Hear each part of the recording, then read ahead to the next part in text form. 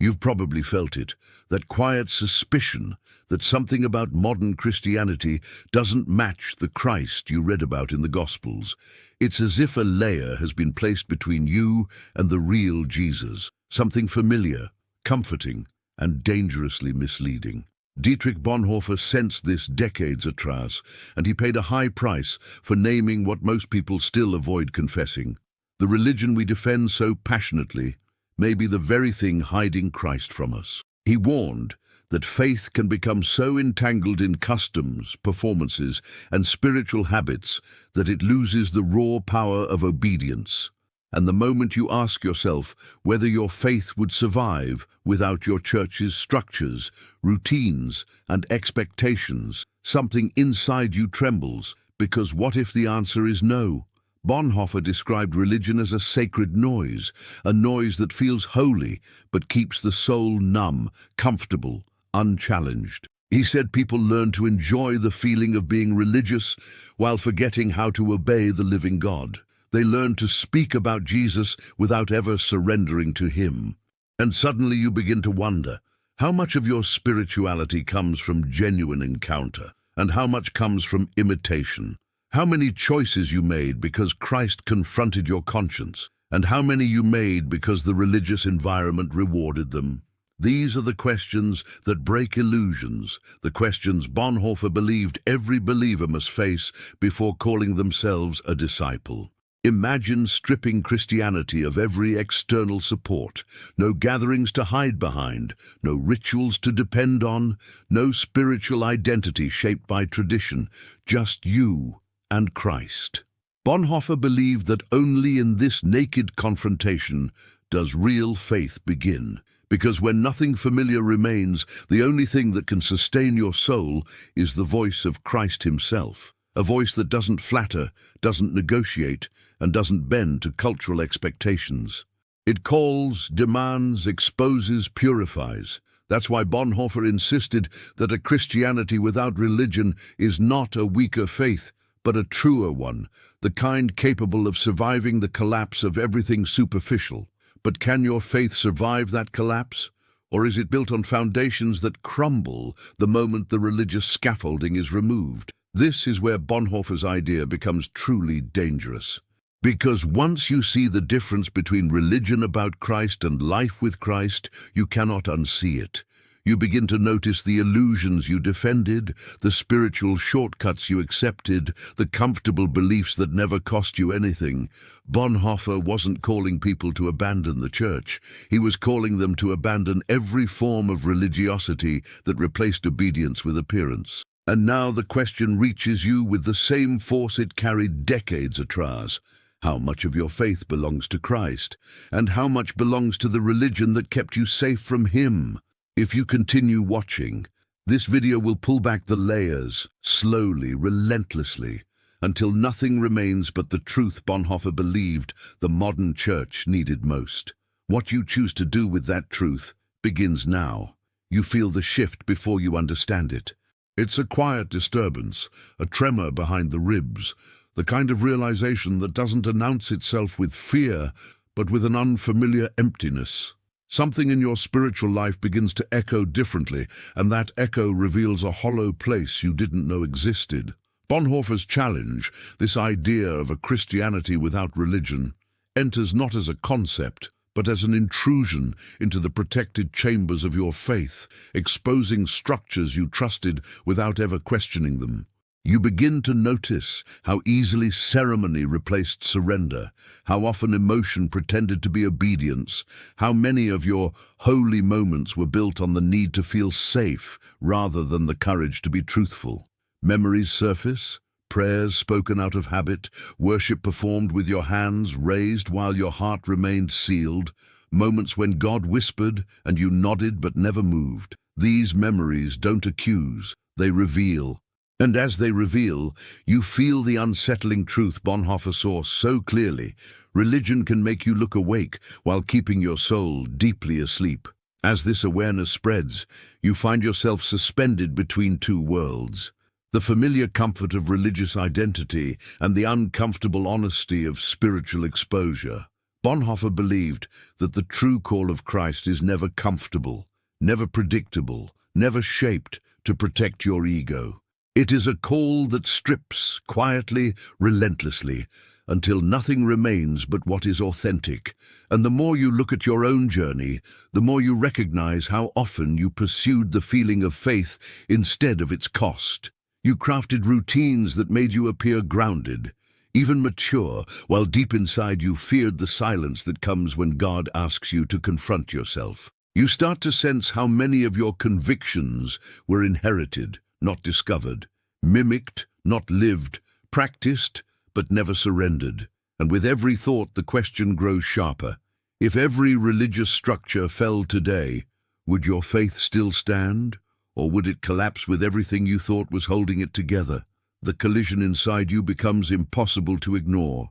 You feel torn between the person you are in public and the person you are in the private corners of your soul. The more you observe your own patterns, the more you see how deeply religion taught you to hide. Hide doubts behind doctrine, hide fear behind confidence, hide spiritual emptiness behind the performance of devotion. Bonhoeffer understood this fracture intimately. A believer can look whole on the outside while breaking slowly on the inside, and religion often rewards the mask more than the truth beneath it. You begin to see the moments when God nudged you toward transformation and you resisted, not out of rebellion, but out of fear of losing the version of yourself you worked so hard to maintain. And as that realization takes shape, something within you cracks, softly but irrevocably. You're left with a truth you cannot unsee. The faith you displayed may have been crafted to keep God at a manageable distance. Then comes the quiet fall, the descent no one warns you about. It is not despair, but awakening, the unsettling recognition that what feels like breaking is actually the beginning of honesty. When the layers of religious performance finally peel away, you encounter a Christ who is nothing like the polished image you used to hold. He is sharper, clearer, impossibly direct. His presence exposes everything you hid under spiritual language, everything you softened to avoid discomfort, everything you altered so your faith would feel easier to carry. Yet beneath that exposure is something strange and liberating, the sense that for the first time you are no longer negotiating with God, you are simply standing before Him. No filters, no ceremonies, no illusions. Just Christ, and the question He brings with Him, the one Bonhoeffer believed every believer must face. How much of your faith belongs to Him, and how much was built to protect yourself from Him? You begin to notice that the deeper you travel into the silence beneath your own faith, the more you encounter the parts of yourself you always avoided. It's strange how the human heart learns to hide, even from the God it claims to follow. How it builds small sanctuaries inside itself, not to worship, but to escape. Bonhoeffer understood this tendency.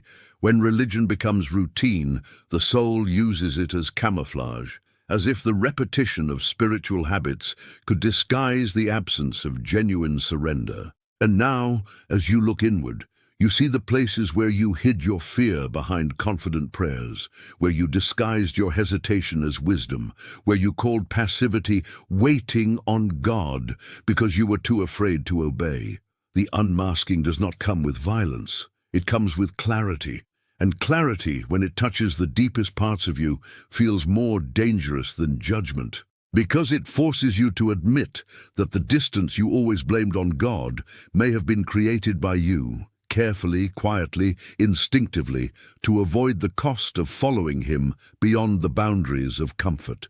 As the unmasking continues, you feel a kind of fracture inside you, not destructive but revelatory, as if the soul were splitting open to reveal its true shape. You begin to understand why Bonhoeffer believed that religion often becomes the greatest enemy of authentic faith. It gives you a place to hide, a place where you can appear devoted without ever confronting the raw demands of discipleship.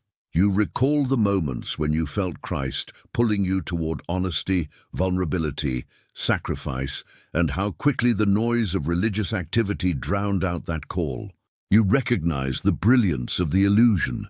It allowed you to feel close to God without ever surrendering control. And now, as the illusion dissolves, something painful but necessary emerges. You realize how many of your spiritual victories were carefully curated, how many of your testimonies were edited versions of the truth, how often you prayed not to be transformed, but to be comforted. This awareness is unsettling because it leaves no room to hide, but it also opens a space you never knew existed, a space where God is no longer distant, but finally visible. The more you examine your interior world, the more you see a pattern of self-preservation disguised as reverence. You notice how often your prayers were attempts to negotiate safer terms with God, how you offered him small sacrifices while protecting the parts of your life you did not want him to touch. Bonhoeffer believed that the soul does not resist God because it hates him, but because it fears what obedience will demand. And as you sit with that truth, you begin to recognize its presence within you. You see how often you asked God for guidance while secretly hoping his answer would align with your desires. You see how often you sought discernment when you were actually seeking permission to stay unchanged. You see how often you thought you were surrendering, but were merely rearranging your boundaries. And this recognition hurts, not because it condemns you, but because it exposes the quiet war inside you, a war between the self that wants God and the self that wants to remain untouched by him. Then comes the shift, the subtle but unmistakable awareness that everything God removes is something that was never strong enough to hold you. As the inner layers fall away one by one, you begin to sense that the collapse you feared is actually an unveiling of what could never be destroyed. You realize why Bonhoeffer insisted that the only path to authentic faith is through the death of false identities, false securities, false forms of devotion. And in this dawning awareness, something unexpected rises, a desire not merely to appear faithful, but to be genuinely transformed. The hunger that awakens inside you is not for comfort, but for truth, even when the truth cuts. The fear that once paralyzed you begins to fade, replaced by a quiet courage that feels unfamiliar but real. You finally understand that the Christianity without religion Bonhoeffer spoke of is not a subtraction, it is an unveiling, a return to the raw, unsheltered space where Christ speaks without intermediaries. And in that space the question returns, not as accusation, but as invitation. Are you willing to follow him without the armor of religion, without the illusion of control, without the safety of appearances? There comes a moment when the inner walls you spent years reinforcing begin to tremble, not because God is trying to destroy you, but because he is trying to reach you in the one place religion could never enter. At first, the shaking feels like loss. You sense parts of your identity slipping, the version of yourself you built to be admired, the spiritual persona you curated to appear strong, the beliefs you defended because they kept you from confronting deeper truths. Bonhoeffer understood this precisely. Religion gives you a place to stand, while Christ often takes that place away. And as the shaking intensifies, you feel an unexpected fear rising, not fear of God, but fear of seeing yourself without the layers that protected you from him. You start recalling the moments when you clung to these layers, even while praying for transformation. You see how your faithfulness often served as a shield from the vulnerability God was asking for. And as the walls crumble, you realize something both painful and liberating. The self you worked so hard to protect was never the self God intended to save. As the collapse continues, you begin to sense the difference between what is breaking apart and what is finally being revealed. You notice that the things falling away are the things that kept you distant. Your pride disguised as conviction, your fear disguised as humility, your avoidance disguised as discernment. Bonhoeffer believed that true discipleship requires the dismantling of illusions, not because God wants to weaken you, but because illusions make true strength impossible. And as these illusions fall, you feel a rawness inside you, as if the soul were shedding its old skin. It is unsettling to realize how often you hid behind theological certainty because you were terrified of emotional exposure. It is uncomfortable to admit how often you used religious commitments to avoid confronting relational wounds. But now, without these shields, you feel something you haven't felt in a long time: clarity. And with clarity comes truth, the kind of truth that demands to be lived rather than spoken. In the empty space left behind, you encounter a silence far different from the silence you used to fear. This silence is not absence, it is presence. A presence that does not soften itself for your comfort, does not decorate itself with religious language, does not negotiate with your insecurities. It is the presence Bonhoeffer spent his life pointing toward. Christ, without the cultural filters, without the institutional noise, without the expectations of spectators. This Christ confronts you not with condemnation, but with unfiltered reality. You feel him dismantling the idea that you can follow him while keeping your own life intact. You feel him exposing the quiet places where you trusted your own strength more than his call. And as each layer falls, you begin to sense something astonishing. Beneath all the fear, beneath all the resistance, beneath all the collapsing illusions, your soul is awakening. Then comes the most surprising moment of all, the realization that what felt like breaking was actually birth. The life you protected so fiercely begins to look small compared to the life you were meant to carry. Bonhoeffer insisted that freedom comes only through the death of the false self, and now you understand why. As the debris of your old identity settles, you see a landscape inside you that is finally unoccupied, finally honest, finally open. You feel a strange strength rising, not loud or dramatic, but steady and undeniable. A strength grounded not in performance, but in authenticity, not in certainty, but in surrender, not in appearances, but in truth. And with this strength comes a terrifying invitation. Terrifying because it is real. Are you willing to walk with Christ without the safety nets of religion, without the masks you once used to impress others, without the boundaries you once used to protect yourself? The question lingers, heavy and holy, demanding not an answer of words, but an answer of life. You begin to sense a presence rising inside the ruins, a presence you always claimed to follow, but rarely allowed to lead. It doesn't arrive softly, it doesn't arrive wrapped in comfort or coated in reassurance. It arrives with the weight of truth, the kind of truth that doesn't negotiate or flatter, the kind Bonhoeffer dedicated his life to revealing. And now this Christ, unfiltered, unedited, unshielded by religion, stands before the inner world you've spent your life constructing.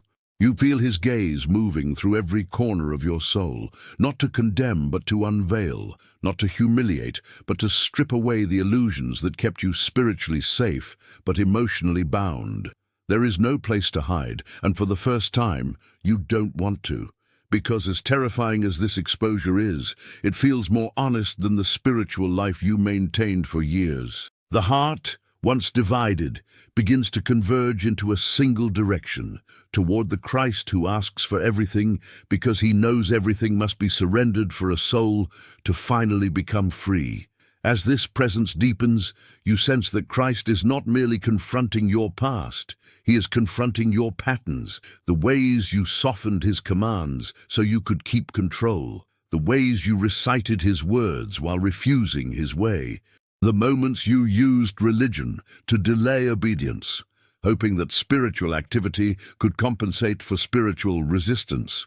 Bonhoeffer knew that this confrontation was unavoidable for anyone who truly sought Christ beyond the performance of faith, because Jesus does not accept partial loyalty, and now you feel the weight of that loyalty tested. You sense him pushing gently yet relentlessly against the boundaries you built to protect your desires, exposing how often your prayers were shaped by fear rather than trust. And as he dismantles these hidden structures, something raw emerges. Your real longing for God, stripped of excuses, stripped of pretense, stripped of the polished language that kept your heart distant from your own truth. Then comes the revelation, the one you were afraid to face.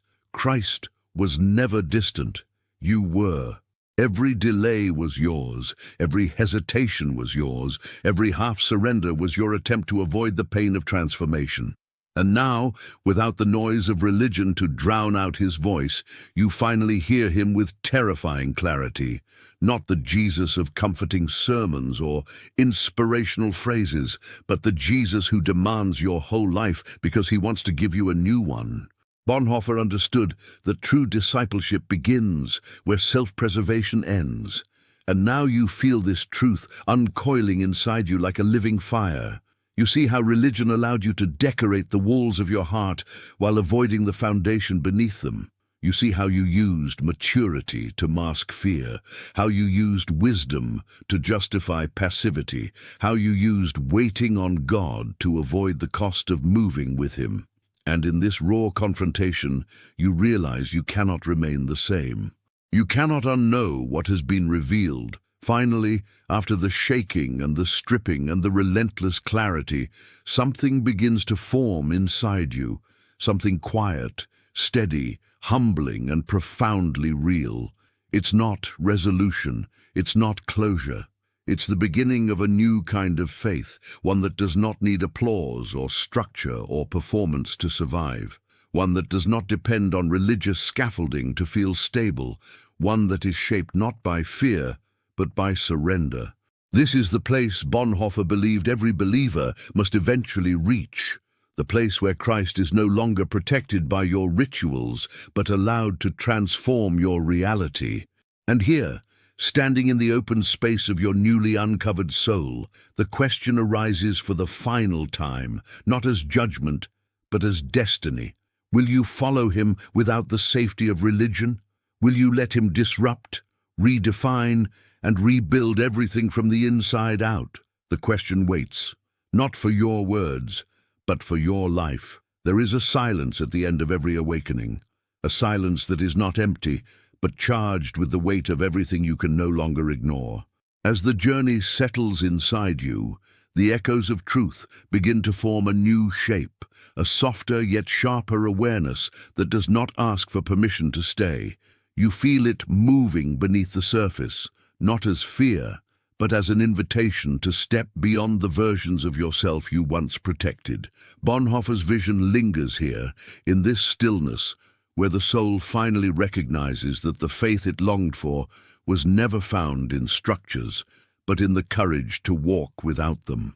And so you stand, not at the end of a story, but at the threshold of one that has waited for you since the very beginning. The story of who you become when Christ is no longer filtered through anything you once used to hide. As the truth settles deeper, you begin to understand that the unraveling was not destruction, but revelation. A slow unveiling of the self that was always meant to rise once the shadows of routine and safety had fallen away. You feel the tension between who you were and who you are becoming, and in that tension, a quiet clarity takes form. The questions that once frightened you now feel like lanterns carved from your own honesty, illuminating paths you were never brave enough to take. Perhaps that is the hidden gift of this journey, not answers, but awareness. Not certainty, but depth, not a destination, but a widening of the soul. And in this widening, a single truth hums with the force of something eternal. The heart is never more alive than when it dares to walk naked into the light. And so, before this moment dissolves into the noise of life again, let this final whisper anchor itself inside you. Transformation begins the moment you stop negotiating with God. If these words stirred something in you, even a tremor, even a faint opening, let that be your cue to step deeper.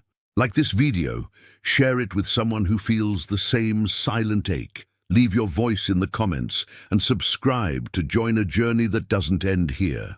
Because what we are building is not a channel, it is a pilgrimage, and every alma that walks alongside us makes the Camino stronger, braver, and more real.